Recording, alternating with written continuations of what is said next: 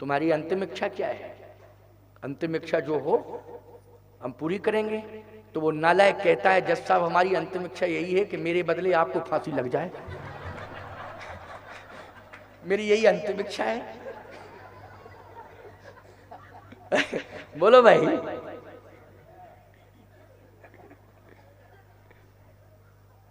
ये इतने नालायक हैं राजा, ये पता नहीं अंतिम इच्छा में क्या शर्त रख दे में। इसलिए इन्हें चांस देना नहीं चाहिए, इनसे पूछने की जरूरत नहीं है। बोलो है कि नहीं? और नालायक नहीं है, महानालायक, क्योंकि महागठबंधन महानालायक, यही स्थिति है। मैं साफ बोल रहा हूं। हो भाई, इनसे पूछने की जरूरत नहीं, पता नहीं क्या शर्त रख दे। परशुराम जी ने कहा एक, आंख बंद हो गई। कहा दो, राजाओं ने कहा तीन पर तो फरसा चलेगा, क्योंकि तीसरा अंक बड़ा खतरनाक है। तीन, सन्नपात में आ गए सब। क्यों भाई, आ गए कि नहीं आ गए हैं? अब तो आंख बंद है, लेकिन देखा आपने दृश्य क्या है? दृश्य ये है कि जैसे का तीन, भगवान राम हाथ जोड़ के खड़े हो गए। परशुराम जी के सामने राम जी हाथ जोड़ के खड़े हो गए।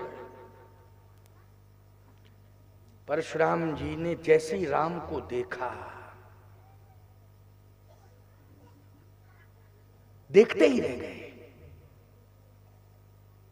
फरसा उठा था, अपने आप हाथ नीचे आ गया और फरसा भी नीचे आ गया। परशुराम जी का हाथ भी नीचे, हाथ नीचे तो फरसा नीचे। आंख टकटकी निगाहें लगाए हुए है, राम जी को देख रही है। इसका मतलब है कि राम जी की छवि को देख करके शांति का अनुभव हुआ, इसका अर्थ है। और प्रमाण क्या है इसके लिए?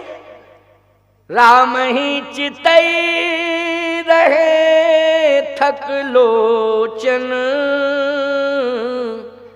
रूप अपार मार मदमोचन। इसका मतलब है आंख को शांति मिल रही है। अच्छा बोलो, भगवान का दर्शन जब तुम टकटकी निगाह से करते हो तो आंख को शांति मिलती है कि नहीं मिलती है? मिलती है ना। परशुराम जी को भी शांति मिली साहब।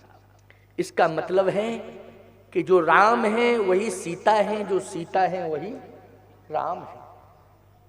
सीता साक्षात शांति है, राम और सीता में कोई भेद नहीं है। प्यारे, जो भी टकटकी निगाह से राम का दर्शन करेगा उसे शांति अवश्य ही प्राप्त होगी। इसलिए शांताकारम भुजगशयनम पद्मनाभम सुरेशम, शांताकारम। बोलो भाई, प्रार्थना करते हो कि नहीं करते हो?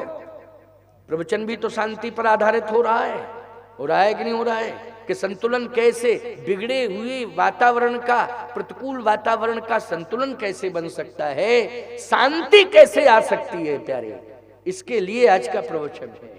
बोलो है कि नहीं? और पहले दिन से ही मैं आया हूं, लगातार इसी पर बोल ही रहा हूं। प्रसंग तो मेरा ये, कहीं से भी लूं कथा भाग, लेकिन मूल बात यही है। क्यों है कि नहीं? शांति, क्रोध, बोध, श्रम, यही सब बिंदु है मेरे।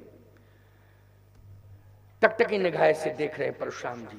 अब ये राजा सोच रहे हैं, क्यों भैया, ना तो हिच हो रही ना खिच हो रही, कुछ पता ही नहीं चल रहा है। अरे फरसा चलता है, जिसके ऊपर चलेगा हिच किच करेगा कि नहीं करेगा? बोलेगा तो ऐसा थोड़ी है कि बोलेगा नहीं।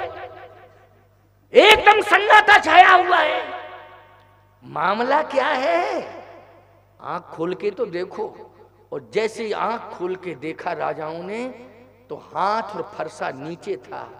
परशुराम जी की आंखों में आंसू थे। राजाओं ने लंबी सांस ली, बोले बच गए, बच गए। क्यों? बोले धनुष तोड़ने वाला सामने आ गया, धनुष तोड़ने वाला सामने आ गया, अब तो कन्फर्म बच गए। जब परशुराम जी महाराज ने साहस किया बोलने का, तो एक ही शब्द कहा, तुमने धनुष तोड़ा है। बोलो, तुम धनुष तोड़ नहीं सकते हो। परशुराम जी कह रहे हैं तुमने क्या धनुष तोड़ा है? मैं कहता हूं कि तुम धनुष तोड़ नहीं सकते हो। तुम्हारे कोमल कोमल हाथ, कितनी चेहरे पर सौम्यता, इतनी कठोरता आ ही नहीं सकती। तुम धनुष नहीं तोड़ सकते हो, फिर मेरे सामने खड़े हो। और आज मैं जितना आज रूप पर प्रभावित हुआ हूं, ये परशुराम कभी किसी के रूप पर प्रभावित हुआ ही नहीं है। ये नैष्ठिक ब्रह्मचारी है। ब्रह्मचारी कभी रूप पर प्रभावित नहीं होता है। क्यों भाई? ब्रह्मचारी रूप पर प्रभावित नहीं होता है। और बाल ब्रह्मचारी हैं कि नहीं परशुराम जी? और आज रूप पर प्रभावित हो गया परशुराम। ये ब्रह्मचारी आज रूप पर प्रभावित हो गया है। मैं नहीं मानता हूं कि तुम सामान्य हो। मैं नहीं मानता हूं कि तुम सामान्य हो। धनुष भी तुम नहीं तोड़ोगे, तोड़ ही नहीं सकते हो, क्योंकि तुम्हारा व्यक्तित्व तो ऐसा लगता है कि तुम्हें जो देख लेता है वो टूटता नहीं है, वो तुमसे जुड़ने का प्रयास करता है। ये तुम्हारा व्यक्तित्व है, ये दिखाई दे रहा है तुम्हें। क्यों भाई? टूटता नहीं है, वो तो जुड़ने का प्रयास करता है। आज परशुराम में आकर्षण तुम्हारे प्रति, आंखों में आकर्षण आ गया कि नहीं? राम ही चितई रहे तक लोचन, ये आकर्षण है कि नहीं इस चौपाई में? है? बस ध्यान से सुनते जाना प्यारे, क्योंकि समय तो 11:15 बजने वाले। 10:40 हो गए, 5 मिनट बाद 11:15 हो जाएंगे और थोड़ी देर में 11 बज जाएंगे। बजने में क्या चाहिए, इतने बजाते रहो। लेकिन यही करते रहेंगे क्या? यही करेंगे, यही बजाएंगे, पूरी जिंदगी यही बजा दें? अरे और भी कहीं जाना पड़ेगा भाई। लेकिन तुम सबकी श्रद्धा है, तुम सबकी श्रद्धा है, इसलिए श्रद्धा के कारण जो है तुम घंटों सुन सकते हो मुझे। सब इस समय तुम लोगों को केवल कथा ही कथा नजर आ रही है। तुम्हारी मेरा बोलने का जो तौर तरीका है, मेरी जो भाव भंगिमा है, टकटकी निगाह से तुम उसको देख रहे हो कि नहीं? मेरे शब्द हैं, एक एक शब्द बहुत ही ध्यान पूर्वक सुन रहे हो। बोलो, सुन रहे हो कि नहीं? ये निष्ठा, ये तुम्हारी निष्ठा। ना तुम घर का चिंतन कर रहे हो, ना घर की सोच रहे हो, केवल मंत्र मुग्ध होकर के कथा सुन रहे हो और पूरी शांति का अनुभव भी कर रहे हो। बोलो, कर रहे हो कि नहीं? कोई घबराहट तो नहीं हो रही है? घर जाने की बेचैनी? सबने कहा नहीं, बात तो सही है। एक देवी जी एक बार सभा में खड़ी हूं बार बार, और फिर बैठ जाए, बगल वाली का बैठो, फालतू की बात कर, तू खड़ी हो जाती। लेकिन वो 2-3 बार तो जब खड़ी हुई तो मैंने कहा क्या बात है, तुम खड़ी क्यों होती हो बार बार? नहीं, घर जाओ अपने, नहीं बैठ जाओ। 3-4 बार हो गया, वो बगल वाली बेचारी करी बैठो बैठो बैठो, बार बार खड़ी हो जाती हूँ। कहे महाराज जी हमारा कथा में मन नहीं लग रहा। तो हमने कहा मन नहीं लग रहा है तो क्यों आई थी यहाँ? कहीं आई तो हम कल भी थी और परसों भी, लेकिन 2 दिन मन लगा, आज नहीं लग रहा मन। तो 2 दिन क्यों लगा मन? कहे 2 दिन ताला लगा के आई थी घर का। 2 दिन जो है घर का ताला लगा के आई थी। तो मैंने कहा आज 3रे दिन क्यों नहीं लगाया? बोले लगा के तो आई थी, लेकिन लगाने के बाद हिला के नहीं आई।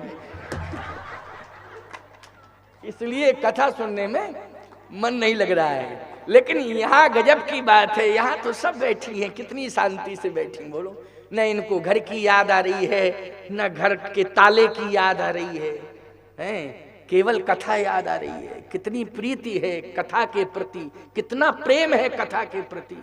वाह, ऐसा ही प्रेम होना चाहिए, ऐसी श्रद्धा होनी चाहिए। परशुराम जी ने कहा कि ये बताओ तुमने धनुष तोड़ा है क्या? भगवान राम मौन है, आंख बंद हो गई परशुराम जी की। चिंतन किया कि मेरा आकर्षण रूप के प्रति इतना क्यों?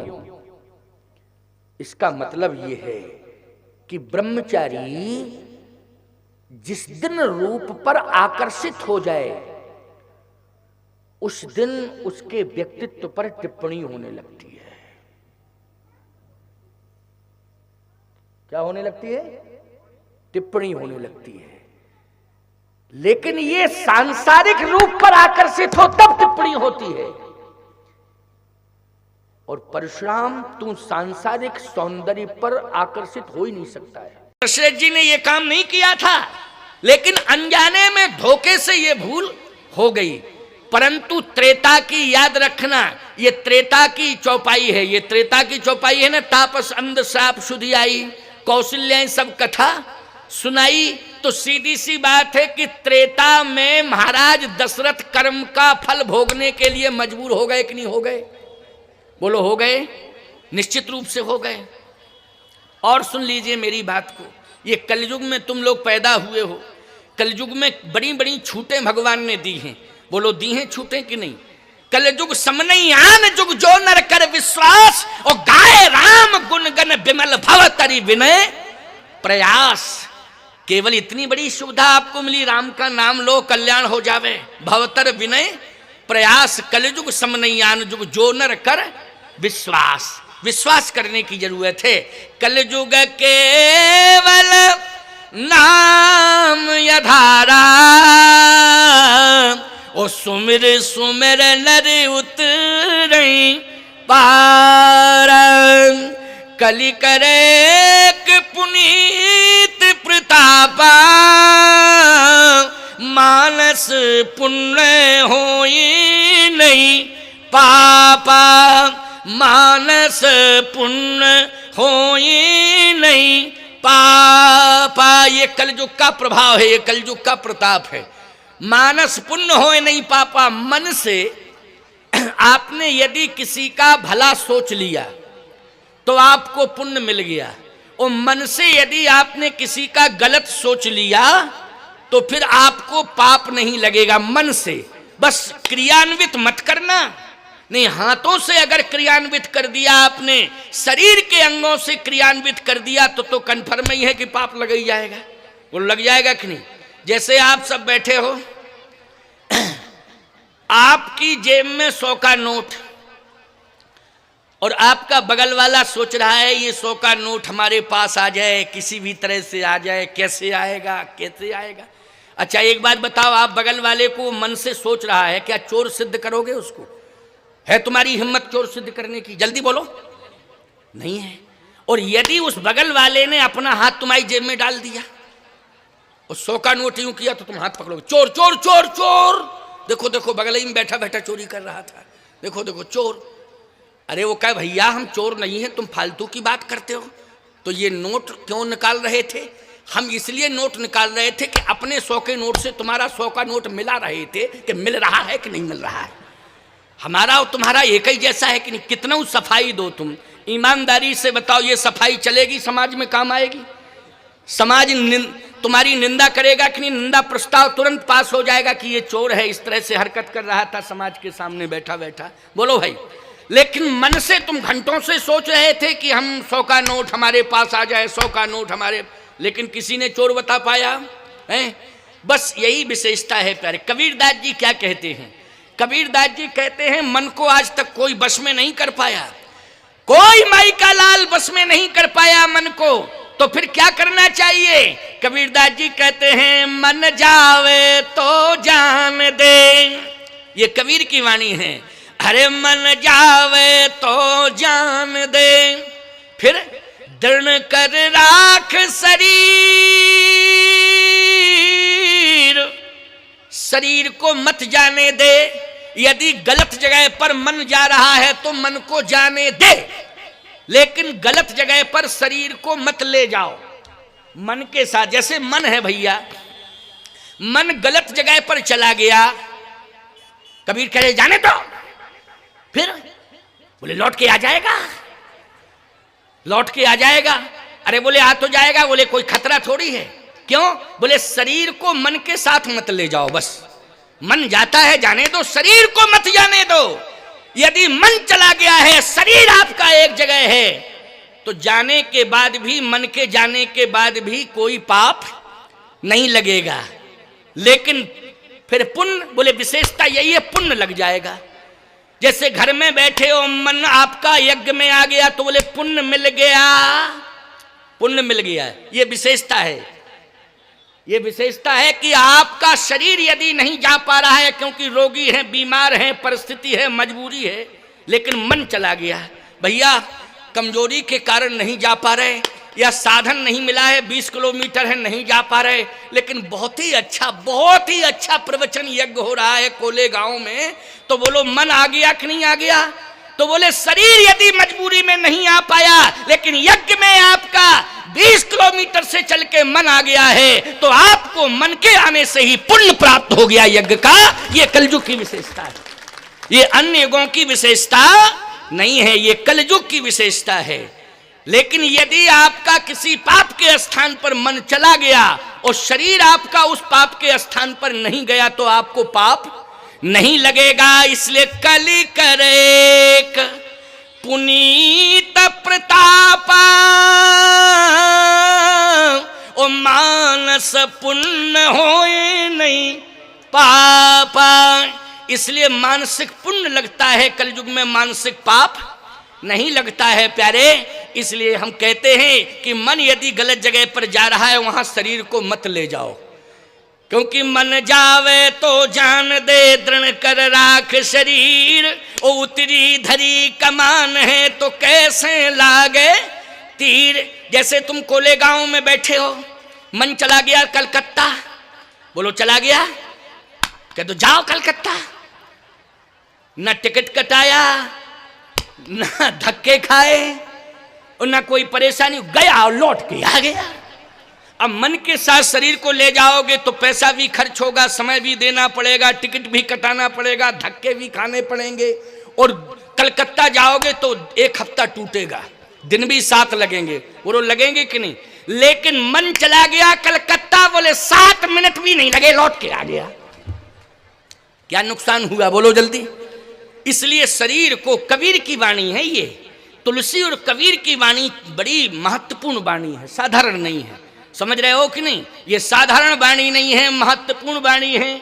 कबीरदास जी ने तो एक बात बहुत महत्वपूर्ण कही प्यारे, कबीर की वाणी भी अपने आप में बहुत ही महत्वपूर्ण है। कबीर कहते हैं कि ऐ संसार के मानवो, तुम्हें इस बात का भान होना चाहिए कि तुम इस जगत में आए हो, तो इस जगत में आकर के तुम मालकाना हक मत जताओ। फिर क्या ये तुम्हारी संपत्ति नहीं है, तुम तो केवल मुसाफिर हो, यात्री हो। ये जगत रूपी धर्मशाला में आए हो दिन 2 दिन 4 दिन 40 दिन के लिए, क्यों भाई? अच्छा, मुसाफिर जब धर्मशाला में आता है तो बोलो उसका कब्जा हो जाता है क्या? जल्दी बोलो। दिन 2 दिन 4 दिन 40 दिन, क्यों भैया? यही नियम रहता है कि नहीं? फिर उसे जाना पड़ता है कि नहीं?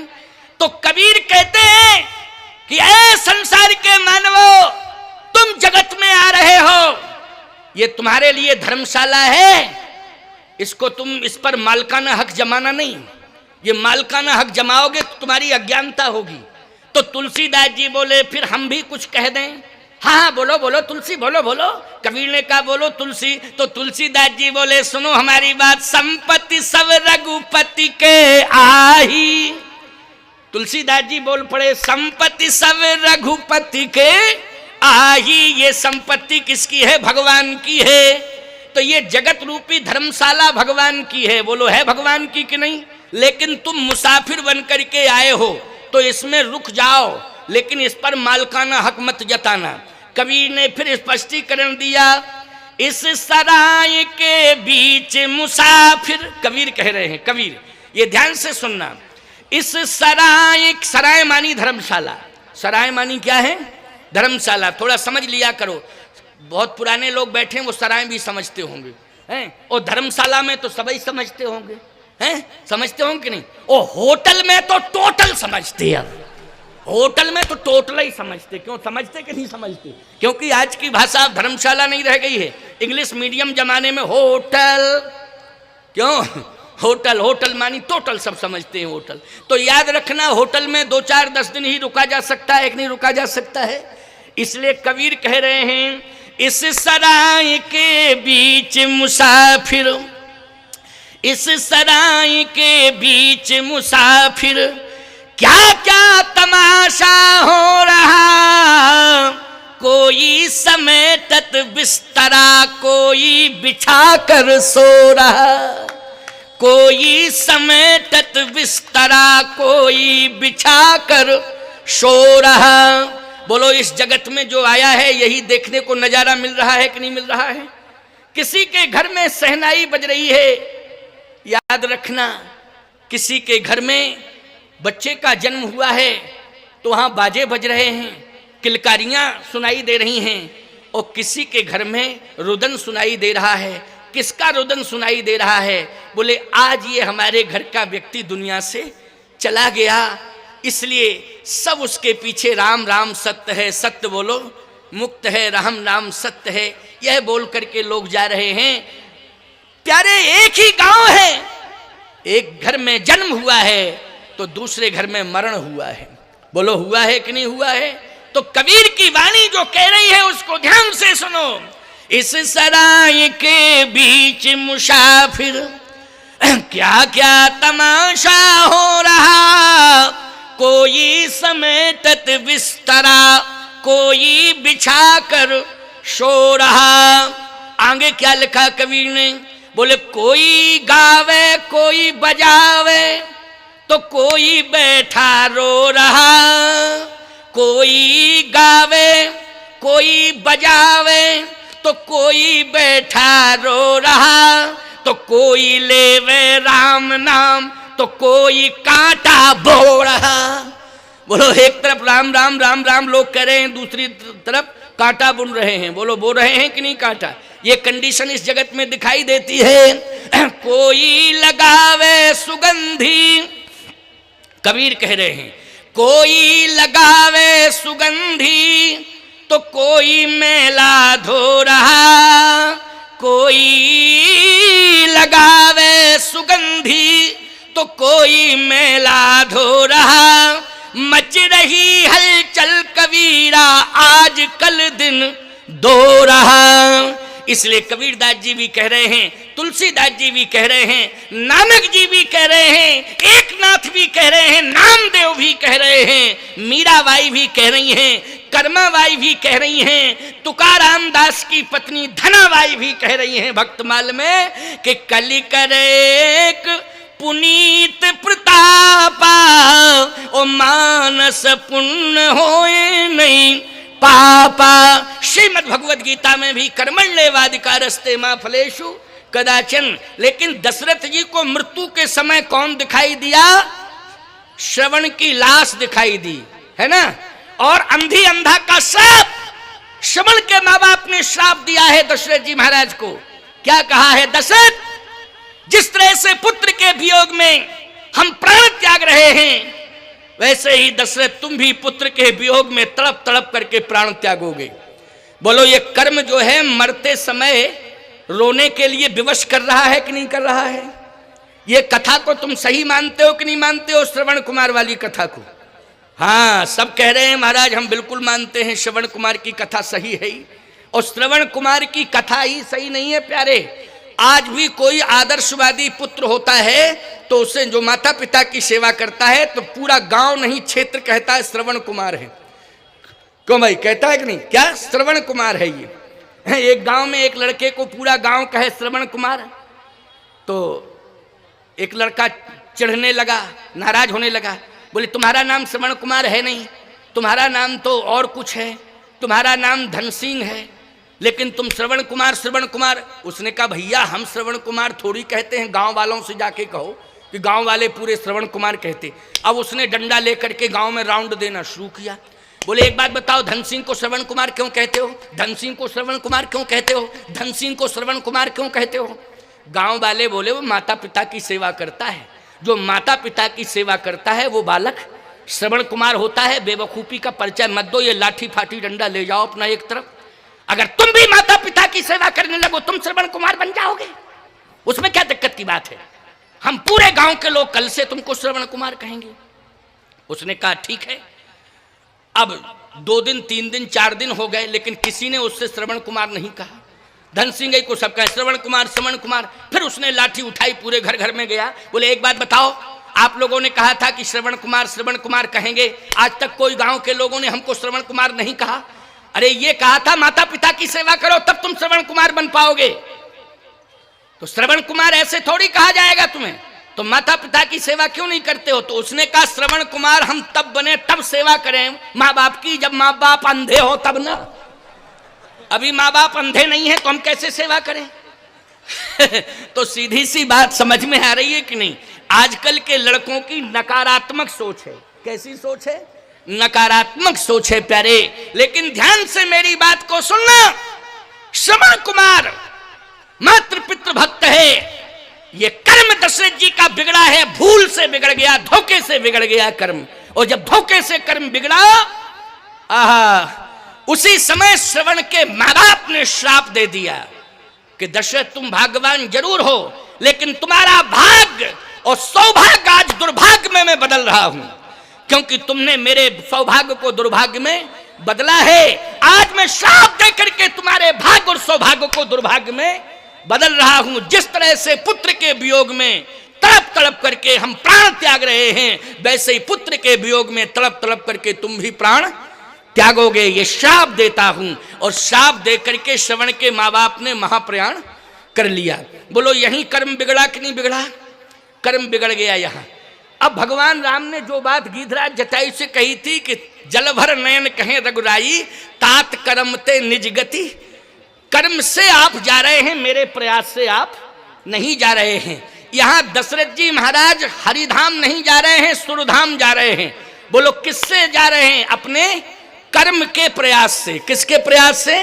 कर्म के प्रयास से। इसलिए राम राम कही राम कही, राम राम कही राम, तन पर हरि रघुवर विरहे, राव गए सुर धाम। बोले सुरधाम में क्या है? बोले इंद्र रहता है, सुरधाम में अप्सराएं रहती हैं। बोलो रहती हैं कि नहीं? जितने प्रकार की सुविधाएं हैं सब स्वर्ग में रहती हैं। अच्छा एक बात बताओ, कौन सी विशेषता हो गई? जितने प्रकार की सुविधाएं थी अयोध्या में थी। बोलो थी अयोध्या में कि नहीं? और वही स्थिति स्वर्ग में अगर मिल रही है तो कोई बहुत बड़ी विशेषता है क्या? कोई विशेषता नहीं। विशेषता है हरिधाम जाने की, बैकुंठ जाते तब विशेषता होती। बोले बैकुंठ में क्या रहता है और स्वर्ग में क्या रहता है? बोले स्वर्ग में इंद्र सिंहासन पर बैठा रहता है, अप्सराएं नृत्य करती हैं, बीमार हो जाओ रोगी हो जाओ तो अश्विनी कुमार उपचार करते हैं। बोलो करते हैं कि नहीं उपचार? यही तो स्वर्ग की व्यवस्था है। लेकिन बैकुंठ में, बोले बैकुंठ में जैसे ही पहुंचोगे प्यारे तो मुक्ति और भक्ति दोनों का दर्शन बैकुंठ में हो जाएगा। आपको भक्ति भी मिलेगी और मुक्ति भी मिलेगी। इसलिए बैकुंठ के समान तो कोई दुनिया में संसार में है ही नहीं, त्रैलोक में नहीं है प्यारे। बैकुंठ तो बैकुंठ ही है। बोलो है कि नहीं? बैकुंठाधिपति कौन है? बोलो लक्ष्मी नारायण भगवान हैं। बोलिए लक्ष्मी नारायण भगवान की। ये बैकुंठाधिपति हैं। आइए सुनिए अंतिम बात। अब अंतिम 10-15 मिनट की बात है। अब इसको अंतिम रूप देने जा रहे हैं हम। दशरथ यहां सुमंत जी भगवान राम को रथ में बिठाकर ले जा रहे हैं। बोलो ले जा रहे हैं कि नहीं? और जाके पहुंचे कहां? बोले तमसा नदी के तट पर पहुंच गए सुमंत जी। और इधर दशरथ जी महाराज को कौशल्या जी समझा रही हैं, क्योंकि कौशल्या की गोद में महाराज श्री दशरथ हैं। तड़प रहे थे दशरथ जी। तो उस समय कौशल्या जी ने उठा के अपनी गोद में लिटा लिया। देखो भैया एक बात बतावें, पत्नी सारथी भी होती है। क्या होती है?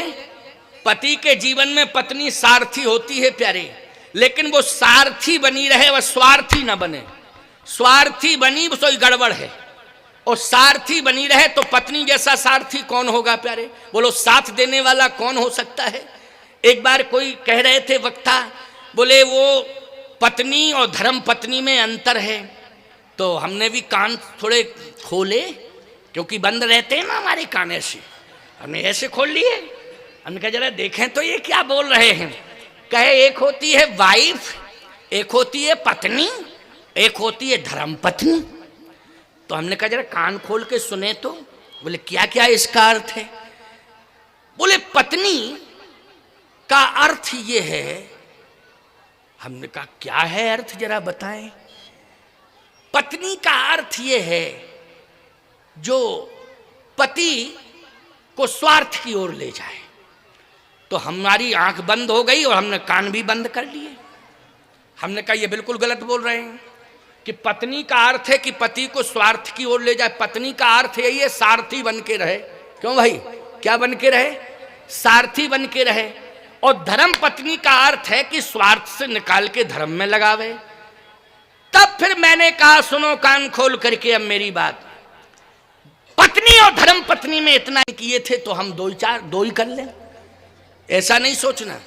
विवाह दूसरा होता है, कंडीशन पर डिपेंड करता है। किस पर डिपेंड करता है? कंडीशन पर। जैसे वंश चलाने के लिए संतान की जरूरत है, समझ गए हो ना। और यदि संतान नहीं हो रही है तो लोग दूसरी शादी का निर्णय लेते हैं। लेकिन एक बात और सुन लो, ये संतान का योग प्रारब्ध से बनता है प्यारे। किससे बनता है? प्रारब्ध से बनता है। यदि प्रारब्ध होगा तो संतान मिलेगी, और आपको महाराज प्रारब्ध ना हुआ तो फिर याद रखना, किसी संत महापुरुष की कृपा हो जाए आशीर्वाद के रूप में तो संतान का योग बन जाता है। दशरथ जी कहते हैं कि ये हमारे प्रारब्ध से संतान का योग नहीं बना, क्योंकि कौशल्या तेरे साथ विवाह किया, संतान नहीं हुई। सुमित्रा के साथ विवाह हुआ, संतान नहीं हुई थी। कैकेयी के साथ विवाह किया, संतान नहीं हुई थी। इसका मतलब 3 विवाह करने के बाद भी संतान का योग नहीं बना। फिर महाराज ये संतान का योग कैसे बना? कह श्रवण कुमार के माँ बाप के कारण बना। सुन लो भाई, देखो ये दशरथ जी सुना रहे हैं, ये किसके द्वारा बना? श्रवण कुमार के माँ बाप के द्वारा। मैंने आपको एक बात बताई नहीं, या तो प्रारब्ध अनुसार संतान योग बनता है, या फिर किसी संत महापुरुष का आशीर्वाद और कृपा में हो जाए तो प्रारब्ध का योग बनता है। तो कहे महाराज आप तो कह रहे श्राप दिया, श्रवण कुमार के माँ बाप ने आपको श्राप दिया। लेकिन श्राप होता है, वरदान होता है। आप श्राप को क्या मानते हैं? कहा वरदान। श्राप को मानते हैं वरदान। श्रवण कुमार के माँ बाप का श्राप मेरे लिए वरदान बन गया है। कैसे वरदान बन गया है महाराज? अब देखो कौशल्या जी पूछ रही हैं, दशरथ जी बता रहे हैं, सुना रहे हैं, अब तुम सुनते जाओ। कह जैसे ही धोखे से मैंने श्रवण के बाण दिया तो श्रवण राम राम राम राम राम राम कहते हुए सरजू के किनारे लेट गया। राम, जैसे ही राम शब्द निकला, देखो ये राम शब्द अनादि शब्द है।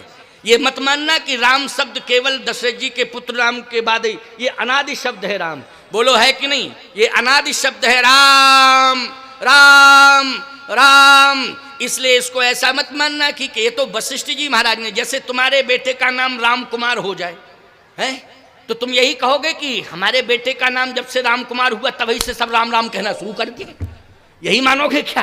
तभी से सब राम राम कहना शुरू कर दिए? ऐसा नहीं है, ये अनादि शब्द है राम।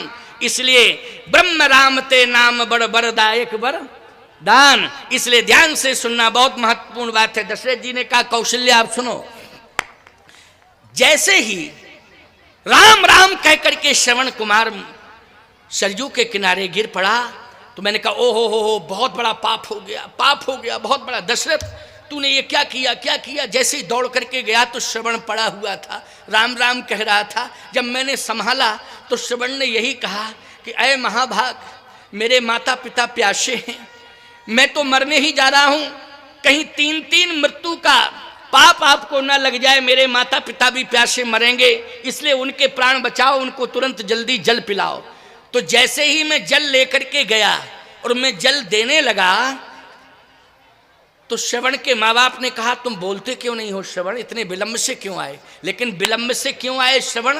तो श्रवण, हमारे यहाँ झूठ बोलने की आदत नहीं है। देखो रघुवंश में सब सत्यवादी हुए हैं, बोलो हुए हैं कि नहीं? झूठ नहीं बोला जा सकता, चाहे जैसी कंडीशन आ जाए, परिस्थिति के अनुसार लोग बदल देते हैं, झूठ भी बोल जाते। लेकिन रघुवंश में कैसी भी कंडीशन क्यों ना आ जाए, लेकिन झूठ नहीं बोल सकते, असत्य नहीं बोल सकते। तो दशरथ जी कैसे सत्य बोलते? अच्छा तुम मौन हो, तुम कौन हो? बोलो जल्दी, कौन हो? तो सत्य बोलना ही पड़ेगा, मैं दशरथ हूं, मेरा बेटा कहाँ है, श्रवण कहाँ है? तो बोलना भी पड़ा, सत्य ही बोलना पड़ा, क्योंकि पूछा गया तो सत्य बोलेंगे, झूठ कैसे बोल सकते? कहा मुझसे भूल हो गई, धोखे से बाण लग गया और श्रवण तो मृत्यु को प्राप्त हो गया। अच्छा, जैसे ही सुना कि श्रवण मृत्यु को प्राप्त, ये कथा कौन सुन रही हैं? जल्दी बोलो। कौशल्या जी। सुना कौन रहे हैं? दशरथ जी। का जैसे ही श्रवण का मृत्यु का समाचार सुना श्रवण के माँ बाप ने, उसी समय माथा पटकते हुए मुझे श्राप देने लगे कि जाओ दशरथ, जैसे पुत्र के वियोग में तड़प तड़प करके हम प्राण त्याग रहे हैं, वैसे ही पुत्र के वियोग में तुम्हारे पुत्र होगा, और वो पुत्र तुम्हारा तुमसे दूर होगा, उसके वियोग में तुम्हारे प्राण निकलेंगे। तो कौशल्या उसी समय में समझ गया कि ये श्राप भी है और श्राप के साथ वरदान भी है, क्योंकि ये श्राप वरदान बन गया कि नहीं बन गया। संतान का योग नहीं था, लेकिन आज श्रवण कुमार के माँ बाप तपस्वी हैं, उन्होंने कहा तुम्हारे पुत्र होगा, क्योंकि जैसे ही कहा कि तुम भी पुत्र के वियोग में प्राण त्यागोगे, तो मैंने यही कहा था कौशल्या कि मेरे पुत्र है ही नहीं, क्योंकि सत्य बोलना पड़ेगा कि नहीं, क्यों भाई, मेरे पुत्र है ही नहीं। तो उसी समय श्रवण के माँ बाप ने कहा था कि अगर तुम्हारे पुत्र नहीं हैं तो दशरथ तुम्हारे पुत्र होगा, और वो बन जाएगा, वो वियोग में तड़प तड़प करके प्राण तुम त्यागोगे। ये मैं कहता हूं, तो पुत्र होगा, है नहीं, लेकिन पुत्र होगा। तो पुत्र का संतान योग नहीं था, लेकिन श्रवण कुमार के तपस्वी माँ बाप ने बोलो श्राप दे करके वरदान सिद्ध कर दिया कि नहीं कर दिया।